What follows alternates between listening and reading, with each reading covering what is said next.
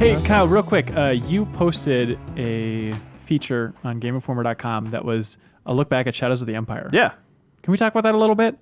Sure. Because it was in the Game Informer magazine, and then it finally went online. Yeah, and the online, by the way, the online version is bigger. There's more to it. Yeah. What did you learn about Shadows of the Empire, that old N64 gem? That the co-director, it's funny the way he looks back on it, because he is like kind of the way we all do, where it's like, oh, I have a lot of appreciation of that game, but oh, man, it did not age well. And that was kind of like the opinion that we got from him. And I also like that he was like, man, in retrospect, I would not have put so many genres like into one game, because there's like always the flight, downfall, and like there's it's like a third-person shooter, and he was saying that like the reason for that was because the Super Nintendo games, the Super Star Wars and stuff like that, those were really popular, and he worked on those, and they're like, oh, those were like genre mashups. There was like shooting stages and flying stages. He's like, let's just do that on this new platform that we literally can't even look at the controller. We have to hide the controller inside of a box in our office. Wait, what? Yeah. While they were playing the game? Well, because the N64 controller was like super secretive, and they had access to it because Nintendo asked them to like make the Star Wars game for them. So the team was familiar with the controller and how it worked, but like in the office,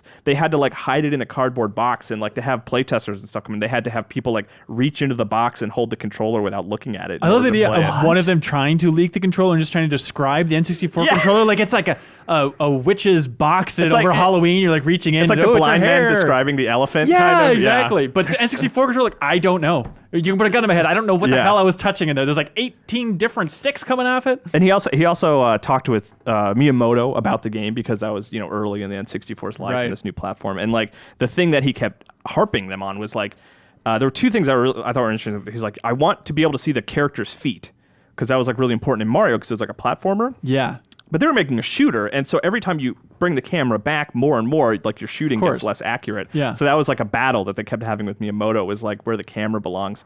And then additionally, speaking of the camera, the way he described it for them, like this is how I did it in Mario 64, guys, consider this, is he described it as being a hot air balloon.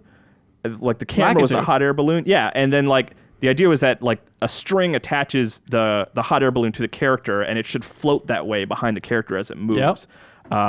And then he also described this meeting with Miyamoto as him sort of like subtly insulting his animations for Dash Rendar.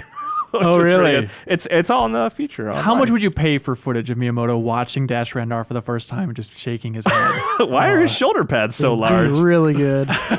Do you really need all these creatures? I have a lot of love for that game. When I got an N64 as a kid, I had that game before I had Super Mario 64, and like the reason I even like pursued talking to him about the game was because I played the good old games version of Shadows of the Empire on PC. Like I played it through again. Jesus. And so that game is very cool, and I really like how that feature came out. Thank you for letting me talk about it. That Hoth level has helped spawn like those Rogue Legacy games. Yeah, he said he said that Rogue Legacy? Rogue Squadron. He said that they the literally legacy of Rogue Squadron. If you let me finish.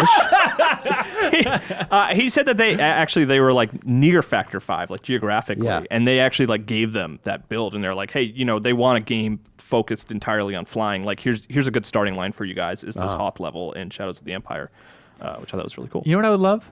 I would love a roundup of all the early advice that Miyamoto gave Western game designers in N64. Because like that's good. Like show me Dash Rendar's feet. Or it's like, you're the smartest man in gaming, but I don't think that's a good idea. Or with GoldenEye, where he's like, you have to kill these people. Do they have to be guns? Oh, is that something he said? There was something like that. Yeah. Like, do you have to have shooting in this game? They're like, we're done with the game, dude. Yeah. Jeez. Yeah. It would be, I mean, that era when they were trying to just figure like, sorry to keep harping on this, but another thing they talked about was like the idea of animating a character turning in like 360 degrees. Like, how do the feet work? How do the shoulders work? And that was something they had to figure out, because like they were among the first people to be working on the N64 and working on like a 3D action game like this. And if you look at the way Dash Rendar just flows like water, it's like they nailed it.